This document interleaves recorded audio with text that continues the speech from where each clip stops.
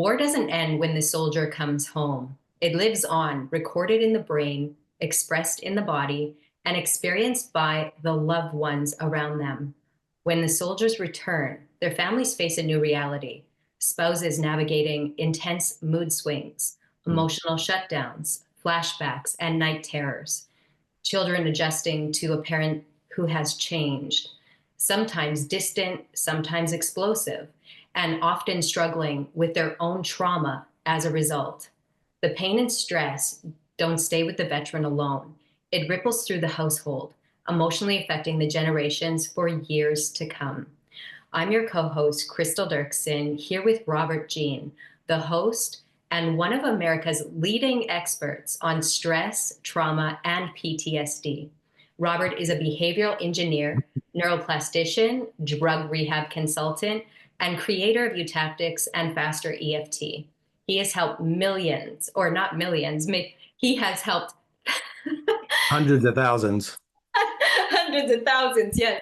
He has helped thousands of veterans and civilians alike transform their lives by changing the way their brain responds to past events. In this episode, you'll learn how to reclaim your peace no matter what you've been through. Hey, Yeah. Robert. Hi. Well, this is a very rich topic, I'll tell you that. Especially when we talk about PTSD. The D is not disorder. It was given as a disorder because those who labeled a disorder didn't know what to do with it, so they didn't know the mechanics of it. So, you know, of course I said, well, how do you know you're an expert? Well, because I change PTSD traumas and they're literally changed. They can't bring it back. They know it happened. But understanding the mechanics of it is truly the real deal of helping people to become free. So, we talk about everyone, and it's like I just was talking to someone just a few minutes ago. Said, "Well, are you from the military?" I said, "No." I said, "Well, you have a military behavior, And I said, "Anybody in your family's military?" I said, "Yeah, my grandfather." And so one of the things that how the brain works. Everyone on this call has post-traumatic stress disruption or distinction or discernment, whatever you want to call it, or education, which means it is an event that has occurred that impacts your value, your decisions, your choices, and how you see the world. Now, there are good events and there's bad events. Both are traumas. Now, again, when we hear trauma, we think it's the negative side, the bad side. And of course, we think only trauma is rape, beating, abuses, war memories, etc. But it could be something as simple as moving from one home to another and you lost all your friends as a child. It's true. And so this is a traumatic experience. And so if I were to give the definition of what trauma is, I would say something like this. It is an emotional education that you're exposed to that introduced the world to you in a different way.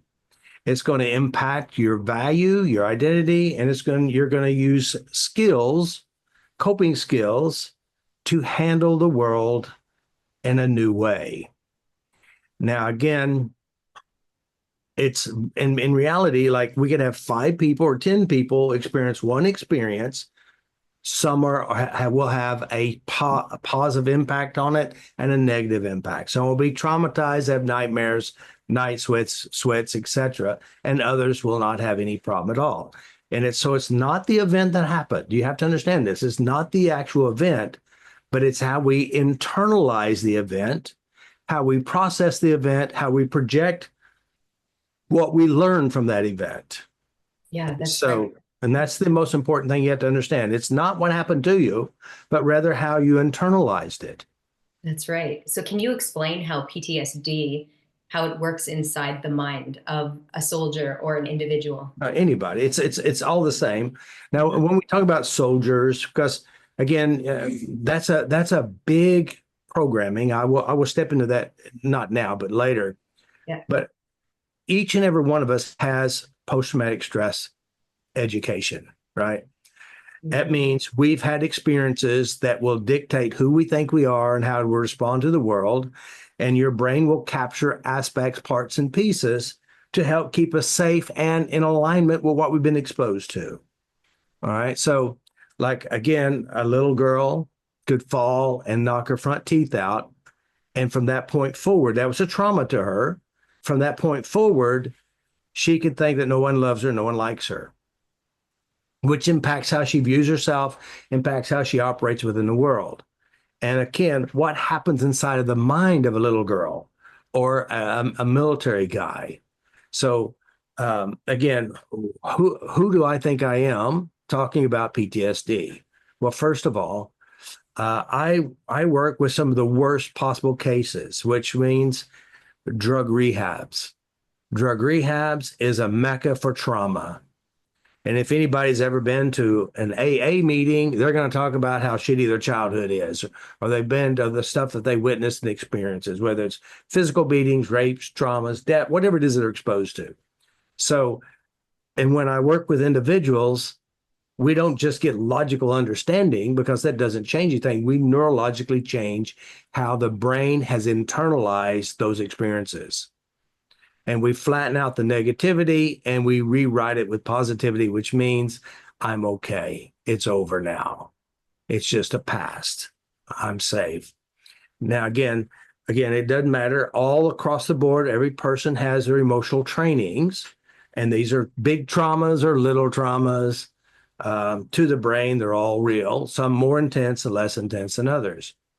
So when we talk about individuals, we've been exposed to the world and our what we capture from the world will Mhm. dictate our behavior. So when we're talking about someone who's coming from the military and they're coming home, let's talk about going into the military. First of all, you want to serve your country, or it's a way to get out of your family, whatever the reasons are, you leave. But then they're going to put you through boot camp. Yeah. Now, I've worked with a lot of guys who went to boot camp. Boot camp is hell. It is emotional trauma, one after another. They're going to break you down, tear you down, and build you back to Yes. have you do what they want you to do as a good soldier. And Mhm. so then that is a trauma. It's also emotional education, training you to be a part of a system. Now, again, I want to pause here and say this. Some people say, I come from a dysfunctional family. I said, there's no such thing as a dysfunctional family. All families function, which Mhm. means there's an operating system. And that means you will leave it and you'll go find another one just like it. Or even if you're really good, you find a worse one or better one than what you just came from. So Mhm. again, so now we go into the military. This is an emotional training here. This is deep physical emotional training. And the biggest and the toughest part of trauma is how strong kinesthetically it is. It becomes what you call an autonomic response. That means you do it without thinking. And you Mhm. cannot not do it because you're so neurologically trained to do that. All right. Now they're going to send you with a gun to some place where now you're exposed to something you're trained for, but you didn't really know how that training is going to impact you. Even though they learned to shoot a gun, work with Joshua. He drove the tanks and his job was not to hit any bombs on the road. So again, his sergeant's yelling at him and cussing at him and all this stuff, but he survived and no one gets killed. I mean, he was good, but he's also suffering some trauma from other events. The first time in his first kill, or Yeah. innocent families, or a little girl who gets hurt and burned, and he can't do anything about it. These become really strong emotional impacts on a soldier.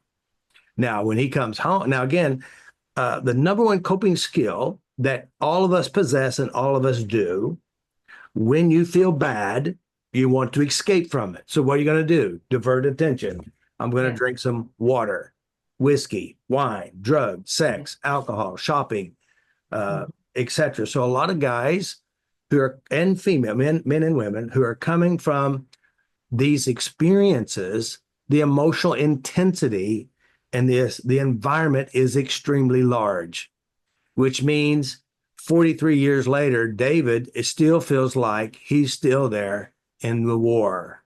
He still can't sleep only more than 2 hours at a time. No matter how much whiskey he drinks, no matter what sleep drug he takes, his brain is still there. Right. So when you're talking about that, is that what you're saying? Your brain will keep you in alignment with what you know? Right. That's it. Right. Which means David, he for 43 years, he couldn't sleep no more than 2 hours at a time. No more than 2 hours at a time. Of course, David, he came to my house. I bought a desk from him. He delivered it and he asked me, what do I do? I said, I'm a behavioral engineer. I'm a neuroplastician. I help people change the worst memories, traumas, fears, phobias, you name it. He goes, even complex PTSD? I said, of course. And I said, if you want, pick a memory. You don't have to tell me what it is, and I'll help you change it. All right. So he Mm-hmm. comes up to my office, and about 45 minutes later, we change a major memory, a big one, he said. I said, would you like to share it with me? So I let him tell me about it. I cleaned up. It's really a pretty amazing story, too. Actually, a movie was made because of his story. And it was a pretty tough story, right? Wow.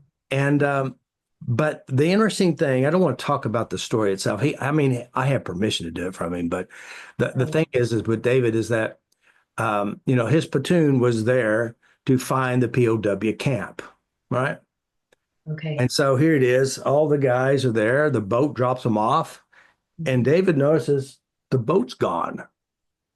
He runs to the captain. He goes, hey, they left us. He said, yeah, we know. We're going to draw straws, so some are going to leave and some are going to stay. So Mhm. guess what? He draw the short straw. He got to stay there. Now he's a gunner. He's sitting up there with his gun and ammo and all this stuff. The sky gets dark from planes. Next thing you know, he wakes up in a pool of water. His arm is broke. His back is hurt.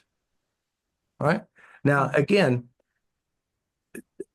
war is hell. War is a neurological training that is hard to shake. It's almost kind of like a divorce with an evil person, you know? It's Yeah. hard to shake because they're so deep. Or it's hard to shake when you have an abusive father or an abusive mother, or a psychotic mother or a psychotic father, or better yet, a mean, crazy brother or sister who's always out to taunt you.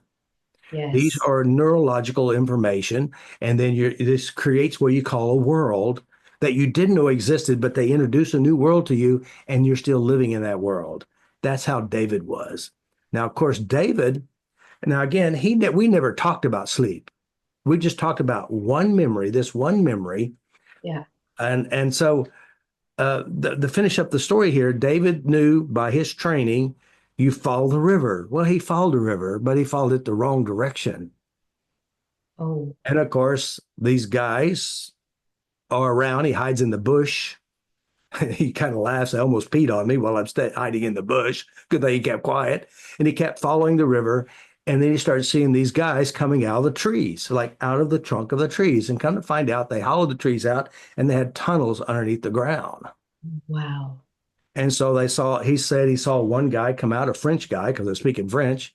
And then they beat him. They do all this stuff and they leave him for the ants to destroy him. Well, that wasn't the bad memory that really taunted him, but it was the memory of the little girl, young girl they brought out and beaten and raped. The problem was she looked at him. Oh, For 43 years, that look kept him awake forever.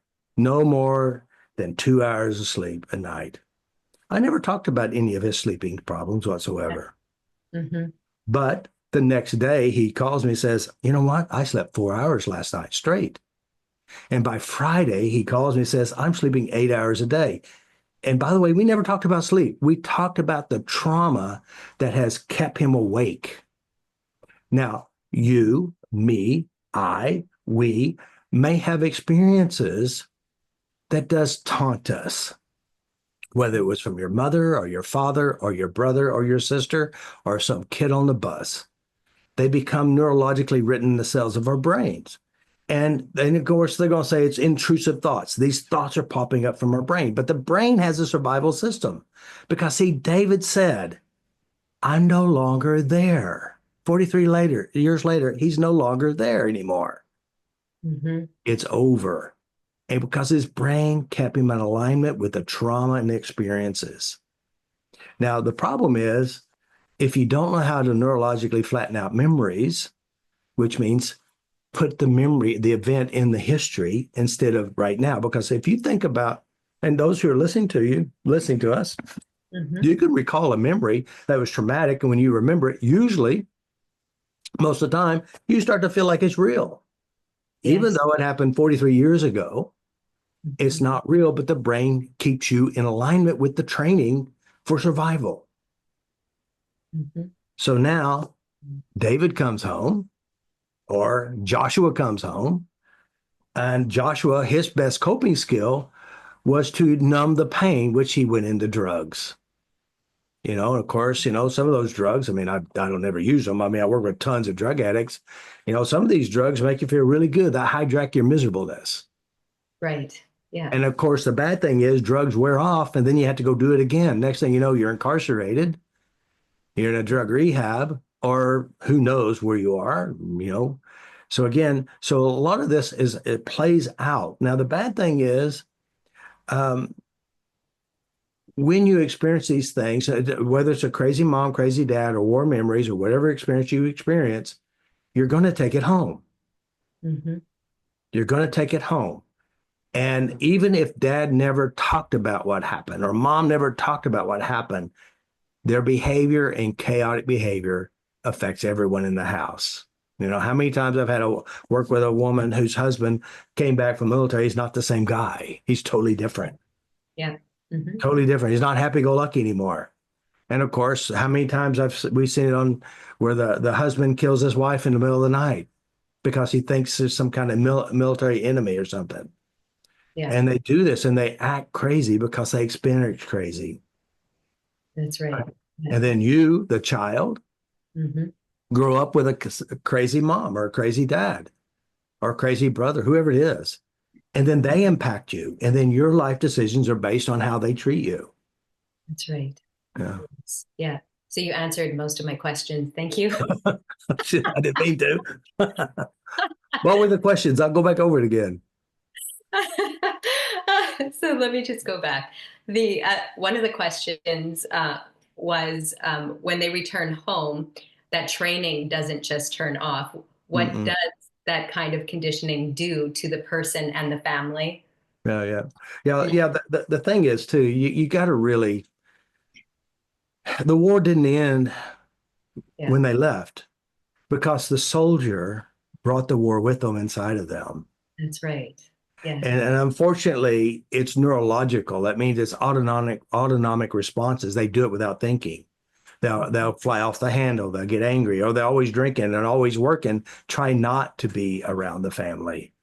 So Yes. again, there are things, and it's they can flip on a switch. It's like they say, well, they're bipolar. I said, listen, here's a fact: we're all bipolar. The Mhm. word Earth is bipolar. Welcome. Bipolarism means you can flip a thought or a behavior within a second. Right. A Mm-hmm. look or a sound will trigger an autonomic response. Mm-hmm. And so everybody's bipolar. Now, of course, remember, we're talking about people who are experts at noticing behavioral patterns, but are not experts at changing what created the pattern, which are memories. Mm-hmm. So again, That's so right. the impact on our kids is huge. It's like, say, for example, a mother who was sexually abused by an uncle or a dad or a brother or a grandpa or whoever, even if she never talks about it with her children, it impacts the children by her nonverbal communication, Yes. by Yes. how she processes things and how she treats others. Mm-hmm. Yeah. And so for the veterans, I want to finish this where we were talking about like the coping mechanisms for the veterans who turn to the drugs and the alcohol. Can you explain what is happening in the brain during that process or what is driving the behavior to Well, the well, if we think about what's going on inside the mind of you, Mhm. me, a person who's been witnessed bad experiences or experienced bad things, what happens is the brain's going to capture it. We're going to call it the limbic operating system. Now, the limbic operating system it processes information. And again, we have the amygdala. There's two of them. They call it usually amygdala one, but they're actually two. And I Mhm. call these the amygdala two librarians who've had 50 cups of coffee. And the reason why I say that is because they have to move and process information super fast. Even when I'm talking about this part of you is gathering information, it's pulling up information, it's storing information super quick. Now, when you had pleasant or unpleasant experiences, the librarians are going to be pulling up stuff. I say, I have a dog. It's a Great Dane. Now, of course, when I say a dog and Great Dane, the librarians are going to pull up a Great Dane, but it's not going to be my Great Dane because Mhm. my Great Dane is a black Great Dane with white tips on her ears, a white star on her chest, and a white tail and white socks. Now, when I say all that, guess what? The librarians, they're now creating this image for you. Mhm. This is how fast it works. Now, when you experience something really unpleasant, it's also capturing all kinds of pieces and organizing it. And then when it does that, it's going to process it. It's going to utilize it, and then it's going to give you what you call intrusive thoughts, images in your mind that scare you, or the Mhm. fear that you're going to be trapped, killed, or hurt, or raped, or beaten, or whatever it is that's part of the programming that you picked up. This is processing. So you're going to have pictures in your mind. You Yeah. have voices in your head. You have sensations in your body and the stench and the smell or the taste of something. Yeah. So it's an inner processing of the world. It's the limbic operating system, which we will call also, AKA the subconscious, unconscious. Mhm. Yeah. And so most people, if they were to go to traditional therapy or to a psychologist, or maybe, I don't know who's in the military, who helps people in the military. Well, you go to VA. The VA. Okay. Yeah. Well, now they're gonna slap a label on the Yeah. person, Yeah. and now they'll think that there's something wrong with them. Well, again, there is something wrong if you go to people who don't know how to change it. I Okay. mean, Agree with that. remember, I mean, here it is, you, a military person or just a normal everyday person, you look at the experts and you bow down to what the expert says. So if they say that you're broken and by the way, you feel like you're broken. Mhm. I mean, when this stuff's happening inside you, you feel like something's crazy going on. My Mhm. mind is scaring the shit out of me, And I Mhm. feel flashbacks and panic. I mean, I feel like I'm having a heart attack because the autonomic system is making real what was captured. That's right. But that's so normal. Yeah, That's the yeah. process. That's how the brain works. And by the Exactly. way, it works in all ways. Like I say, hey, Crystal. Yeah. Now, of course, your lesson, because we've been working on you a bit, we say you're going to be public speaking in front of 1,000 people. And by the Mhm. way, you don't have notes and you can't have notes. I know. Okay. And and when I say that, guess what's going to happen? You're going to feel it in your body. So the number one fear in the world is the fear of public speaking. And do Mhm. you know that that fear is trained? It is Mhm. taught, it is embellished inside you, and it starts at school. They Mhm. have to use fear, intimidation to keep the kids quiet. And if you're a talker, they're going to send you a homework assignment to write a Right. 1,000 times, I will not talk in class. Punishment. Yeah, Mhm. so these are trainings, autonomic trainings to train you to keep your mouth shut, and they do it all across the board because they have to be in control of the class. So this Right. becomes a PTSD experience. Mhm. Absolutely. Yeah. Yes. Yeah. So then what are some of the things that spouses and children start experiencing when they've lived with veterans who have PTSD, or even if it's not diagnosed? Well, let's say again, everyone has PTSD. Everyone, right? So it doesn't Right. have to be a veteran. It could be a mother who had an abusive father.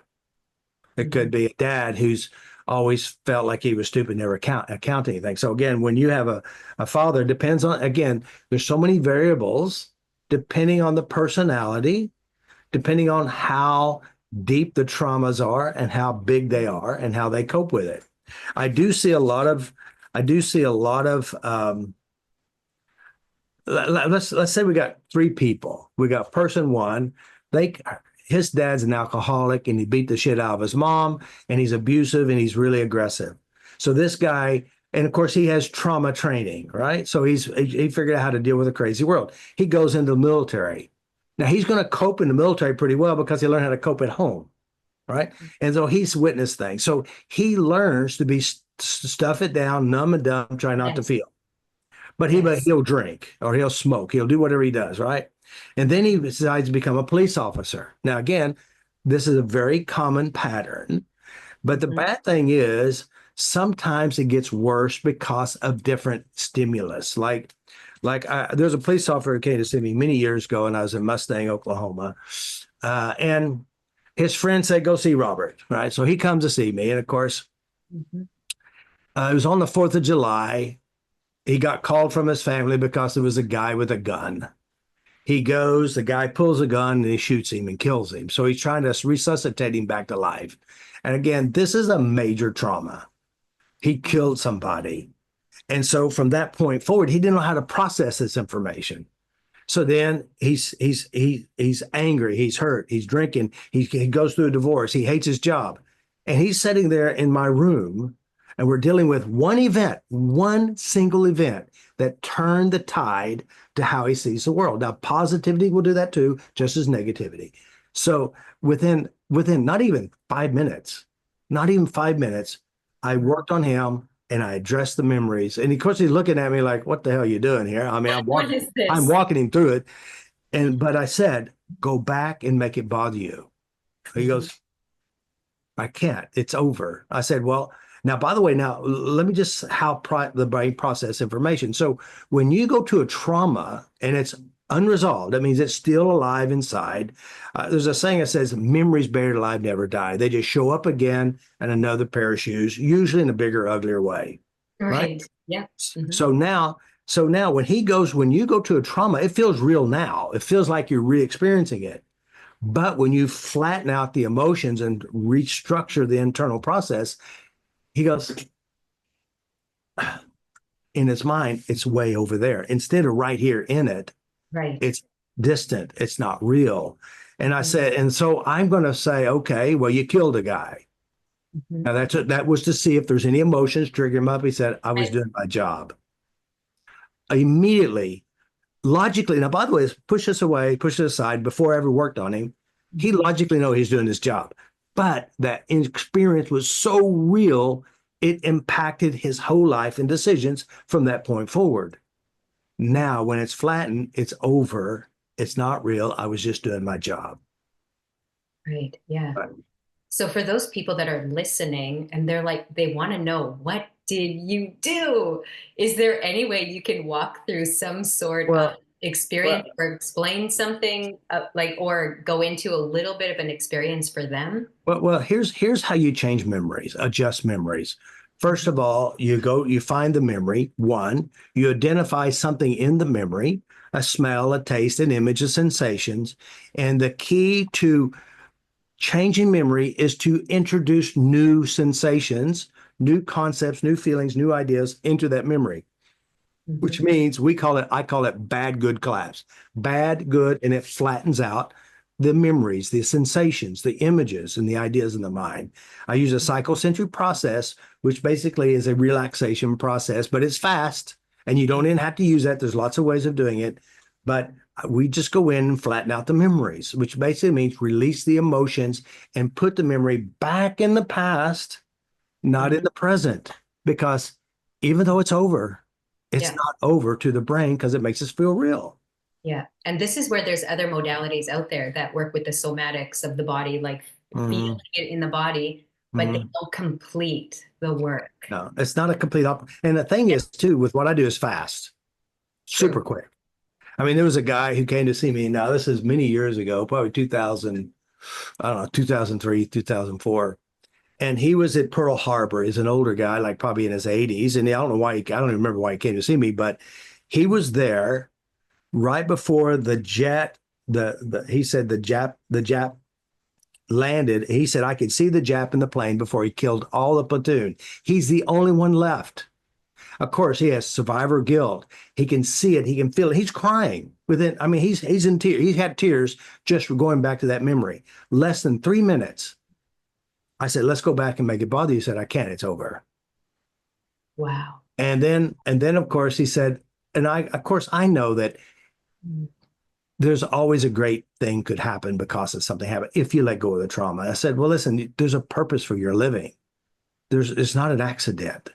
It's well designed for you for some reason. I'll just leave it at that. Right. And you Right. let his brain fill it in, the meaning. Exactly. Yeah. Hmm.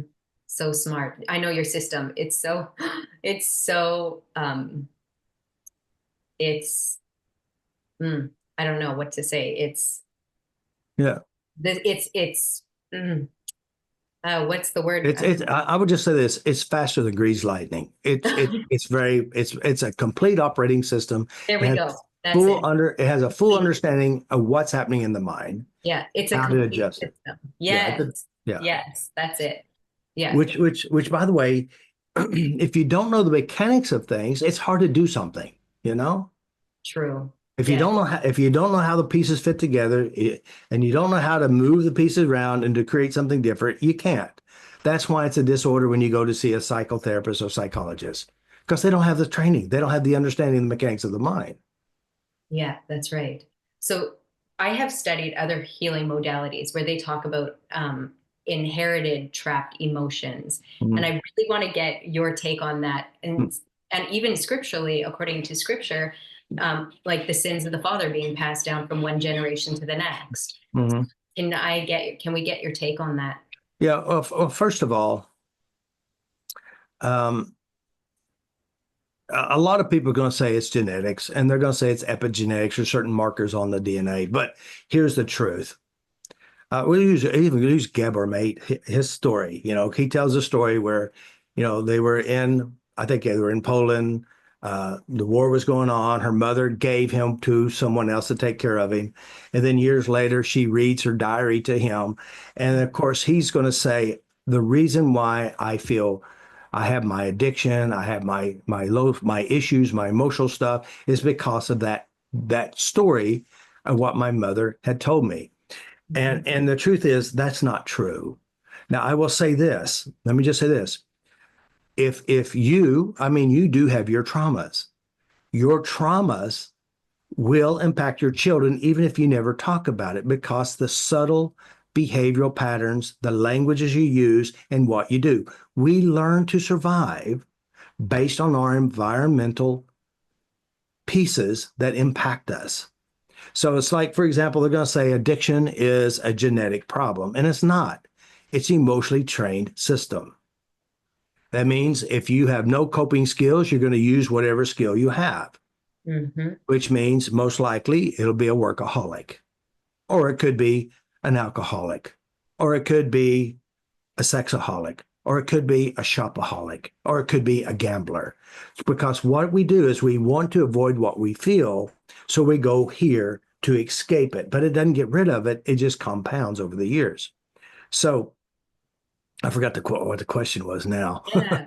Yeah. So I just wanted your take on the generational All trauma right, the general, yeah. being passed So down. yeah, right. Mhm. So the point is, the sins of the father passed generation to generation. First of all, sin is not a dark mark on your soul.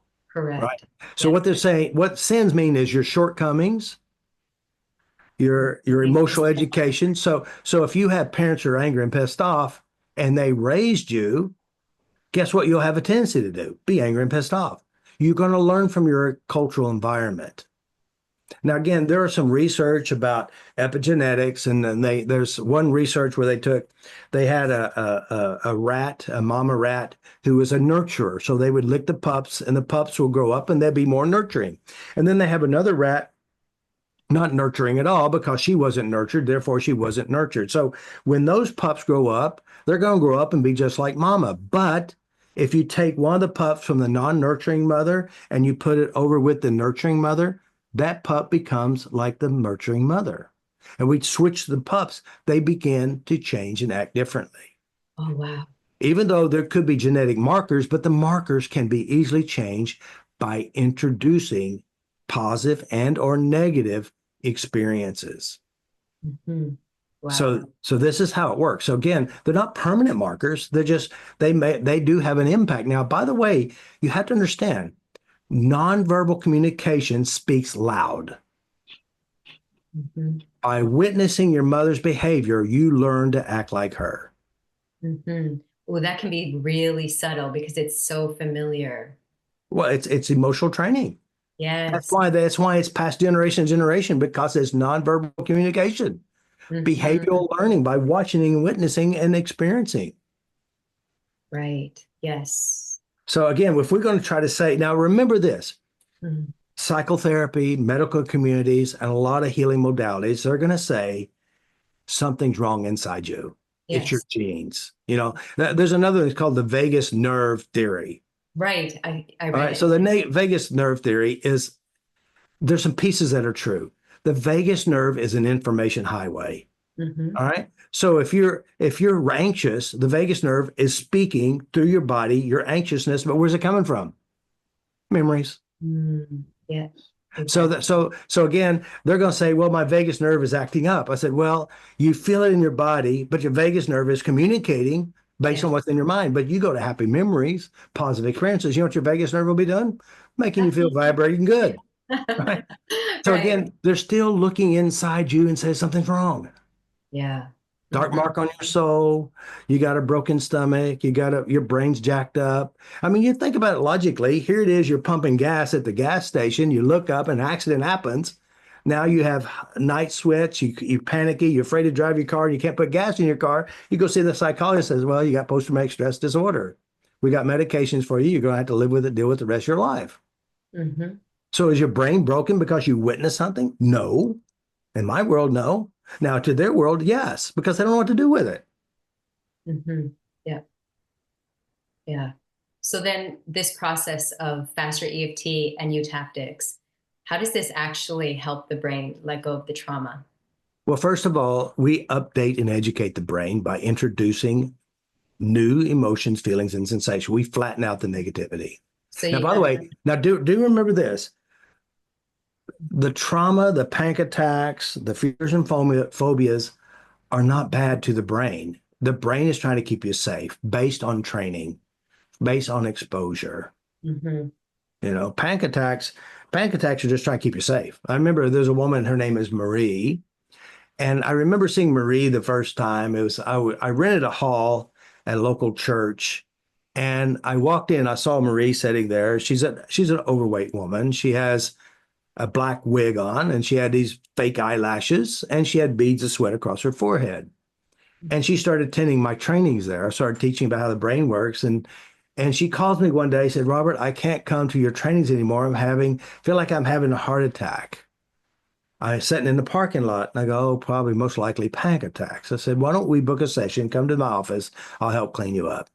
So she booked a session and she didn't show. She called me and said, I'm having those things again. I said, all right, Marie, we'll just book another session. And then again, she break that next session. I said, hey, Marie, I have people waiting in line. I'm giving you front row seat. I said, why don't you have one of your friends bring you? So friend brings her. And so she's having horrible panic attacks. She says I'm a light giver. I go, oh, what's this all about? She goes, well, so she goes, well, I go to someone's house, I see a lamp, a shade, a lamp without a shade on it, and I fix the lights, and I just make it where it looks pretty. I said, okay. But she says, I feel like I'm allergic to fluorescent lights because I have these panic attacks, right? And so I just started stepping in her mind and said, well, and so in my office, I have the lights off, but I have a little lamp and a little lamp above my desk. And she goes, your light is bothering me. I said, well, how bad does it bother you? 0 to 10. She said a 7. So I tilted the lamp towards her and I went to next to her, took the shade off the lamp and I turned the lights on. I said, how bad is it now? She said, it's a 10. I said, close your eyes and feel this for the last time. And Mhm. I would work for the memories. I said, if anything shows up, let me know. All of a sudden, she goes, whoa, whoa, whoa, I got a memory. I go, what is it? She said, well, when I was a little girl, um, they wouldn't let me, I would wet the bed. And so they would let me go to the bathroom, but would let me give me any water. But I would sneak the faucet and I'd get the water and I'd look at the light bulb above the faucet. Oh, And I wow. started working on that. And she goes, oh, wait, I got another memory. I said, what is it? She goes, I'm sound asleep. And my mother wakes me up by grabbing me by the hair and dragging me down the hallway. And I see the light in the hallway. And while she's beating with a brush, I'm looking at the light above the sink. Mhm. All right. So now here it is, beating light, light, lights. And then she goes, and then there's other experiences that are not so good either. Uncle Joe messing with her. She looking at the lights. Right. So, Yeah. Oh, so wow. here's the question. The panic attacks, were they trying to hurt her, harm her, or protect her? Protect her. Because lights become a symbol, Yeah. a trigger Yeah. of bad events. Hmm. All right. So we clean it up. Yeah. True story. This is all true story. And Wow. now she's coming to the seminars. And then I get a phone call about a week later from an angry husband. He goes, Marie's not coming home at night because she's out shopping, Yeah. Good for which she Marie. hadn't been able to do because of her Stuck at phobia. home. Yeah. Right. Yeah. Oh, wow. A true story. That's really amazing how the Yeah. brain links these experiences And and that's it what it does. keep It's us what it safe. does. Yeah, It's what exactly. it does. Wow. So for the families that are listening, especially those that are living the emotional aftermath, what's possible when they do this work? Eutaptics, Well, faster. let's talk about how this works. Um, every person who I say, you included, me included, we're going to say, my mother screwed me up. My father screwed me up. Yeah. And Hmm. that's because we internalize it. So 99% of the time when I'm working with clients, it's all about relationships. Hmm. It's all about relationships. And we create identity in our value system. We build protective systems. We build sabotaging systems, so to speak, because of our experiences. So we're dealing with people. Every one of us, everyone you listen on the call, we all have some experiences that impact our decisions and our value. And a lot of these are not so healthy and good, right? Right. So when we work with people, we what I do is when they book a session with me, what I do is I have them do a little work for me. Like I worked with a young kid yesterday. I say kid, she's like 28 years old, a kid, right? Oh, okay. And again, she has a lot of good stuff to work on, obsessive compulsive behaviors, Mhm. food, bulimic stuff, etc. And of course, she had this accident, a couple of accidents, and so she's very traumatized. She needs to go to the store. She needs to drive her truck, and she's so afraid because of the trauma. And Hmm. so So you don't stay on the topic and help her understand her problem. Like, so I changed the problem. if she has an eating disorder, you're not Wait, gonna, wait, I didn't get to the eating disorder. I didn't get to that one yet. All right, that's okay, that's that's second. okay, And by the eating disorder and obsessive compulsive disruption are one and the same. And they're driven by I want to be safe and I want to have control. So that's just I already OCD. right, I'm good at that one too. It's basically trauma too. So anyway, right. so here it is. I'm working on her traumatic fear of driving problems. Now again, remember Yeah. she's really good at this. And so it took me a good couple of hours to I do 2 hour sessions. I only do 2 hour sessions because I get a lot of stuff done in 2 hours. So it was a massive system within herself. And so now we clean it up. I say, okay, I want you to go drive tonight. And she says, I need to go buy groceries. I hadn't been able to buy groceries because I'm scared. Right. Mhm. So we go and we clean this up to where she can do this. And so I'm very curious. I like to hear from her. I'm gonna call her a day, see how she is. So, but anyway, Yeah. so the point is our brains capture information and it keeps us safe and keep us in alignment with it because of a fear. We Mhm. flatten out the fear, we put logic back in its place, and then you can operate with power. Yes. Yeah. And that's the process that you're working with while but, Yeah. but what I meant to say before is you actually flatten out the problem. You don't instill it even more. And What do you mean by instill it even more? well, you're not telling, so like the problem with driving, you're not focused on the fear of driving and then instilling it deeper. So by talking about your problem, No, no, no. I right? mean, yeah, right. That's There's a problem here. Logic and emotional neurological information are two different ball games. They're not on the same playing field. We logically understand. I mean, every one of you on the call, logically, you know your past is over and it doesn't exist. It's Mhm. gone. You're here now. This is real. But your brain captured events from the past and it makes it feel real today, even though logically you know it's not real.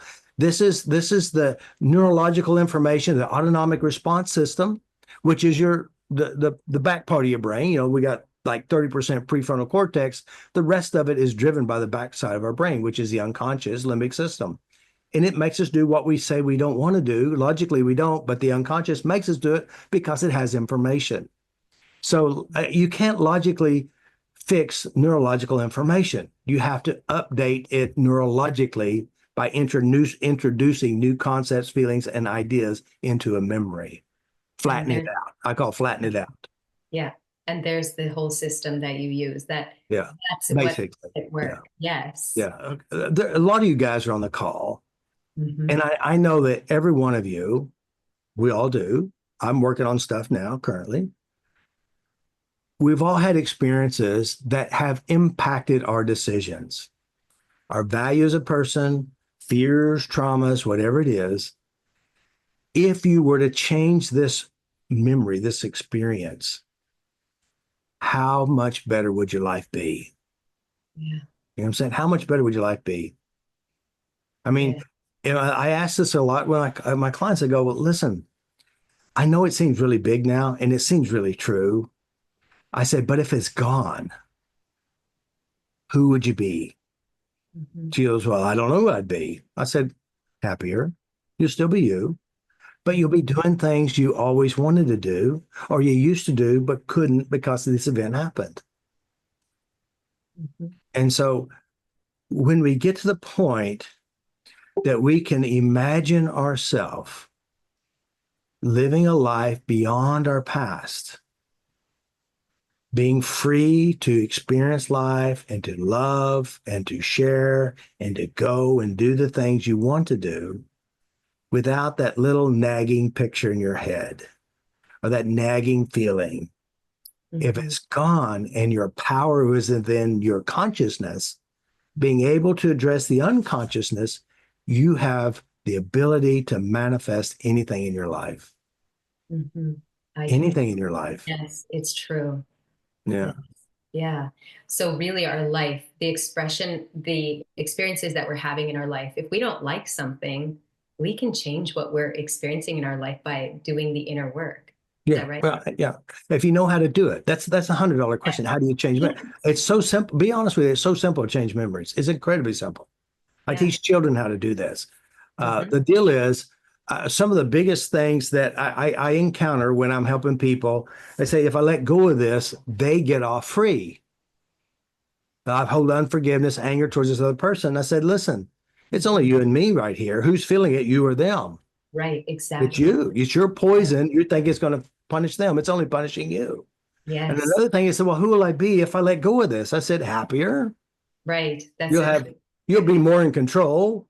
Don't worry. You have problems in other areas you hadn't worked on yet, but this one will be gone, Mhm. right? You can work on another one later. Yes. And then you have the tools to know Yeah, exactly what to do when yeah, things come up yeah, later on. yeah. Because what I do is I teach people how to process the world in a healthy way. Hmm. I Yes. teach people how to have a really good attitude about life. Hmm. I, Yes. I, I help people to take control of the inner world, Hmm. which, by the way, having the ability to shift and change how you feel and how you process the world right now is worth all the gold in the world. Hmm. Can It you is super talk? important. Yeah, it is. I was talking about earlier about this young girl I worked on, 28 years old, and she's very visual in her mind. So she has this vivid image of the accident. And again, when we first started, she's crying about it, super real. And now she's not crying about it. She says, but I still see the image in my mind. And of course, most people are not consciously aware of internal systems. Like, when you recall a memory, most of the time, you'll have a visual construction, you have an image in your mind. And so she says, I can see it, but I don't feel bad anymore. I said, okay, so what we got to do is we got to adjust the image. And I said, why don't you do this? Is the image in color, black and white? She says, in color. I said, underneath the picture, just adjust the knob where it's black and white. She goes, okay, I did. I said, do you notice that when you did that, it doesn't feel as strong? She said, you're right. I said, take that picture and lift it above your head in the mind. She says, notice it doesn't feel as bad. She said, you're right. I Hmm. said, take a match, whoosh, put it underneath the picture. Hmm. And when it burns away, take a deep breath blow the ashes away, and let's remember that happy memory with you and your mom and smile really big. Now, Mhm. just the mental act of moving your images around your mind is the ability to shift how you feel. And I said, let's go back, pull the memory up, see if you pull it back. I said, I can kind of remember it, but I can't see it very well. By the way, if you have a memory in your mind and you can't see it very well, you can't feel it very well either. Right. Mhm. And so I said, let's change it. Let's go ahead. Let's look at your dad and this time put clown hair on his head and put a red nose. And she starts to laugh. I said, did you know that you could actually make adjustments of your pictures in your mind? Right. Yeah. I said, this is all mental. What I teach is mental mechanics. And these are simple little skills, Yeah. super simple little And skills. it works. It does work because your problems are based on internalizations. Mhm. And if you can change how you internalize it, you change your world, change how you see the world, change how you process the world. Yeah. And there's lots of ways of doing this, lots of ways. Hmm. And I used a phone app to destroy, I say destroy, to free herself from a rape memory. Right. That's one of my favorites. And again, and it's because we use the concept bad good collapse. Mhm. And when you flatten out the bad and you with the good, it neurologically changes the references in the mind. Hmm. Yeah. So I want to bring this back to the veterans because some of them are at home. They're Yeah, listening to this. They're yeah, struggling. They might yeah. not even be able to listen to this whole episode because they're Mm-mm. struggling. Well, So yeah. what do you want to say to these veterans that are Well, struggling right now? uh, it's this is a very typical operating system. Veterans, police officers, doctors, some nurses, anyone who's had some pretty big traumas, Yeah. their number one skill is to avoid and don't look and not Yeah. deal with it. I mean, it's scarier to get close to it than to actually look at it. So I understand that. But Yeah. I will say this, like I told Joshua, of course, he come from Afghanistan and he's had some really bad memories. He said, man, I never talked to anybody about this stuff. I said, listen, Joshua, just pick a memory. Don't say anything about it. I'll help you make adjustments. Less than Mhm. 5 minutes, he says, it doesn't bother me. I said, talk about it. He says, it doesn't even seem like I'm there anymore. Or I Mhm. said, look, Joshua, we did one memory. Mhm. Give me the rest of them and we'll clean them up. That's So right. then he was safe enough to say, okay, I trust you. I know you can. And I did it. I mean, I did it so well that night he slept all night instead of waking up 6 times a night like he used to for years. Right. One session, 2 hours. It wasn't even 2 hours, like an hour and 30 minutes. So I'm curious, what was the resistance to even looking at it? Like what's The happening inside of resistance, the there's not a resistance. It's just, I'm fucking scared. I'm okay. I'm scared. I don't want to get close. And you know what the crazy thing is? The time bomb is in you. Right. It's right inside of us. It's And inside you. right. So those for the people that have PTSD and everyone has it, I get it. They what are some of the things that they're doing to escape? Because they not might not even be aware I'm escaping by doing Yeah, something. Their credit bill or their credit yeah. card bill is Drinking, smoking, working, cleaning, drugging, sexing, texting, whatever it is to right. avoid Facebook. They just, again, the number one coping skill is divert attention. Addiction to whatever you're addicted to is not because of the substance, it's because of what drives you to escape. The addiction, whatever you're using, is a solution to an internal reaction. You change the reaction, you don't need the substance or the behavior. Well, what about the veterans that are trained to not feel? That's part of their training now. So why would Yeah. they get help? Because I'm not going to feel anything. Well, This is they do feel, but it feels in different places. It shows up in other areas. That's why they drink. so what is the expression in the body then? So because the body wouldn't be expressing this. Well, a lot of people, again, there are some people, and you probably have it too. You've learned to numb out and not feel. You check out. Yeah, You go numb and dumb. Even though you go numb and dumb, you don't feel it because you've learned if you feel, you're going to get your ass whooped or you're going to get, made something fun of. bad's going to happen. So you've learned to check out, Mhm. numb out. So it doesn't mean it's gone. It's just going to be stored in your body and it ends up showing up in physical illnesses, Right. cancers, tumors, digestive issues, high blood pressure, low blood pressure, diabetes, because the body will express the mess inside of the mind. That's right. Yes. Yeah. And that's exactly it. So that even though they have these coping mechanisms, Yeah. the Yeah. body will express it and it will Yeah. come out with It'll show up in some stiffness, tightness. right And like, arthritis. unless, let me just say this too. I know I've shared this before. There's a guy who came from the military and his arm was, he lost his arm. Right. Mhm. He had no arm there, but he goes to the doctor to get pain medication for the arm that isn't there. Yes. So I help people with real pain in their body, but it's really memory pain. Mhm. So why did the doctor need to give him medication for the pain in the arm that isn't there? Because it's memory pain. Mhm. I address the memory pain, and the arm doesn't hurt anymore. And how Right. we So did that is we go and address the experience that created this, the emotions, the anxiety attached to this. I'm curious, did the painkillers work that the doctors gave him? No, because they had to keep taking it. All right. It never solved it. No, of It's course just not. like antidepressants don't solve your problem. It's a temporary Right. diversion. Exactly. Just Yeah. temporarily. It's not Yeah. the solution. I mean, if you think about it, the woman who, or the man and or the woman who kept cutting themselves because they're so miserable, and they have like 500 scars where they cut themselves, and they Oh, said, "Why do you cut?" I said, "It makes me feel better. I feel like it's releasing." I said, "But you have 500 marks. It never went away. It's still there." yeah. But we had to go to the memory that Hmm. drove the pain that Yeah. drove her to cut in the first place. And that's the cut or to use drugs or whatever it is that people Right. use to escape. Yes. I work with a lot of people. I started out with working with addictions with weight loss. Weight loss has very little to do with food, but has everything to do with the emotional training, emotional escapism, and table trainings. Mm. And I will say this too. There are foods that are really unhealthy. I got chemicals in it to make you addicted as well, but there is an emotional component involved. Mm-hmm. So that would, so if you were to flatten out the chemical in chips, because that's not really food. It's not food. It's Yeah. chemicals to stimulate the Well, brain. yeah, yeah. But And again, it's more mental than it is physical. okay, so if it was a chip and you flattened out the emotions and the sensations with Well, the so chip. let me explain. Let me explain. It's super simple. Mhm. Uh, I've worked with tons of people with chips, soda, cookies, whatever. It always goes back to a positive emotional experience with chips, positive emotional experiences with chocolate, positive emotional experiences with whatever it is.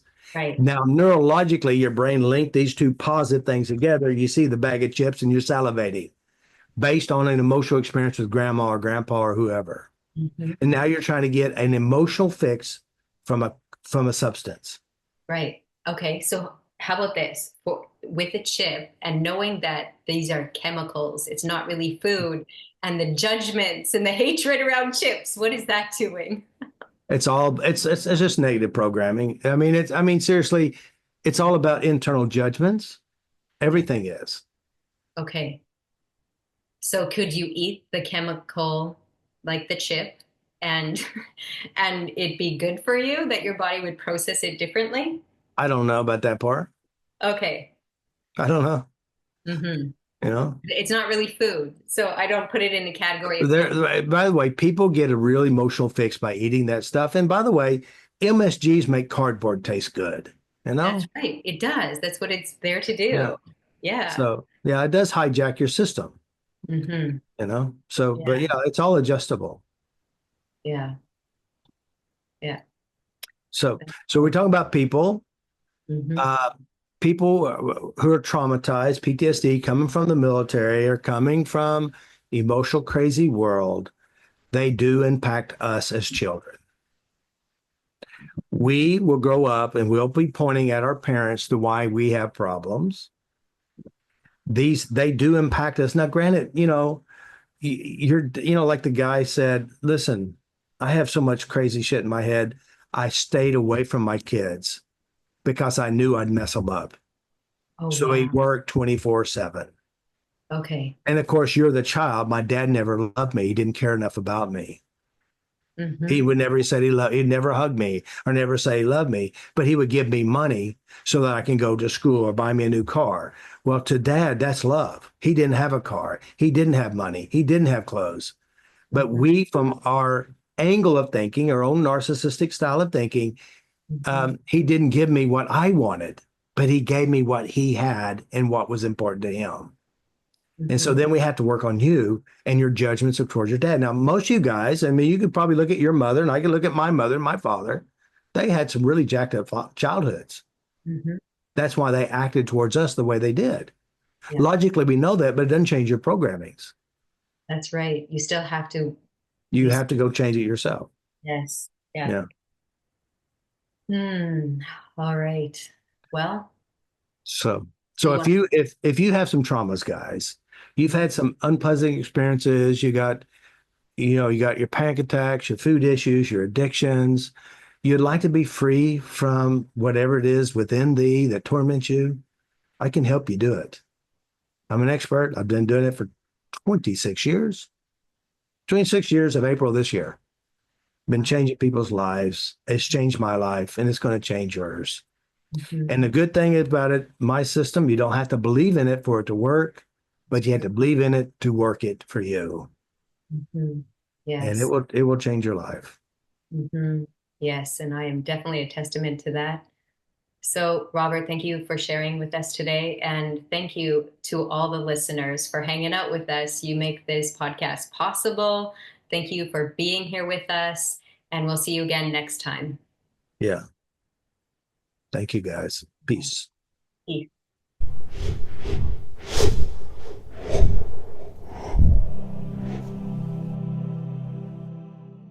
Yeah. Yeah, David's story is pretty amazing. Yeah. And you said it was a movie? Yeah, he said they created a movie based on his story. Wow. So they interviewed him, they received all the information. I don't know the gist of it all. I don't know the gist of it all. But see here, David, he said when he couldn't eat bugs. They taught him to eat bugs. He said, I can't eat bugs. So he was really weak. And so here he is, he's sitting there and he's seeing the French guy. They brought him out, they beat the shit out of him, they ripped his stomach open. He's tied on the ground and they let the ants eat him alive. All right. Oh my gosh. And then the second one was this woman, a young girl, they raped her and she looked at him, and that was what kept him awake.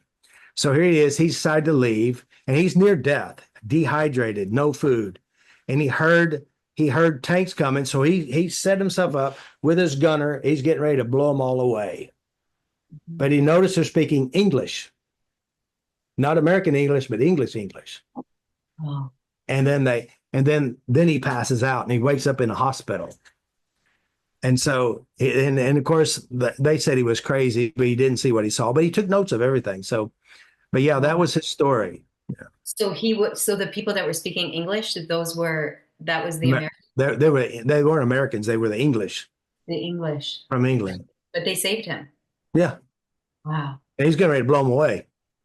Wow. His last stand, because he was near death.